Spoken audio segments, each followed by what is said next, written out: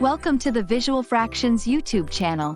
In this tutorial, we'll guide you through the process of converting 5 yards to kilometers. Are you ready to convert 5 yards to kilometers? Let's begin. First, let's recall the conversion factor. 1 yard is approximately equal to 0.00091144 kilometers. To convert yards to kilometers, you simply need to multiply the number of yards by this conversion factor. Let's walk through an example. Suppose you have 5 yards of fabric that you need to convert to kilometers. We start by multiplying 5 by 0.00091144.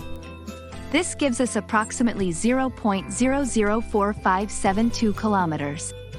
But what if you want to convert 5 kilometers of distance into yards? No problem.